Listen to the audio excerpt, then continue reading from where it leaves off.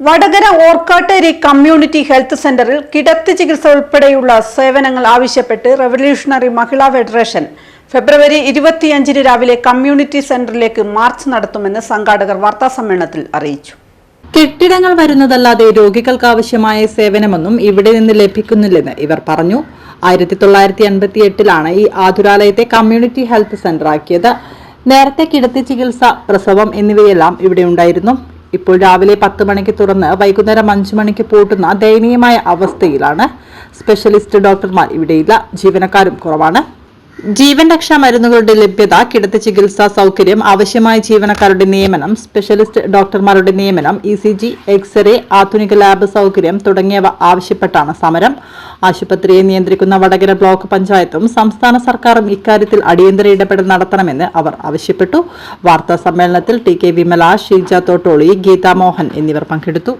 ഇവിടെ ഏകദേശം ഒരുപാട് രോഗികൾ ദിവസം ഏറ്റവും കൂടുതൽ OP ടിക്കറ്റ് മുറിക്കുന്ന ഒരു ഹോസ്പിറ്റലാണ് ഇവിടെ.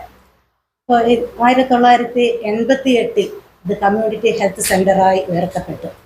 എന്നാൽ ഈ ഹോസ്പിറ്റലിനെ പറ്റി പറയുമ്പോൾ കമ്മ്യൂണിറ്റി ഹെൽത്ത് സെൻ്ററിൻ്റെ യാതൊരുവിധ സൗകര്യങ്ങളും ഇവിടെ ഇല്ല എന്ന് മാത്രമല്ല, ഒരു പ്രൈമറി ഹെൽത്ത് സെൻ്ററിൻ്റെ സൗകര്യം പോലും ഇവിടെ ഇല്ലാത്ത അവസ്ഥയാണുള്ളത്.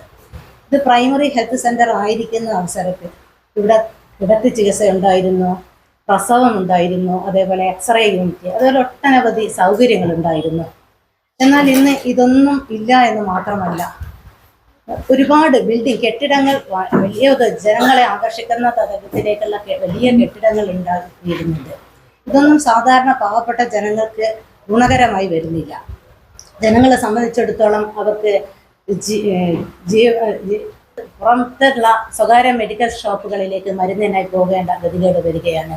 പോരാതെ ഡോക്ടേഴ്സ് ഇപ്പോൾ ഏകദേശം ഒരു 4-12 ഡോക്ടർമാരും 2 താൽക്കാലിക ഡോക്ടർമാരുമുണ്ട്. എന്നാൽ സ്റ്റാഫിൻ്റെ മറ്റ് നഴ്സിംഗ് സ്റ്റാഫ്, മറ്റ് സ്റ്റാഫുകളുടെ കാര്യത്തിൽ വളരെ ദയനീയമാണ്.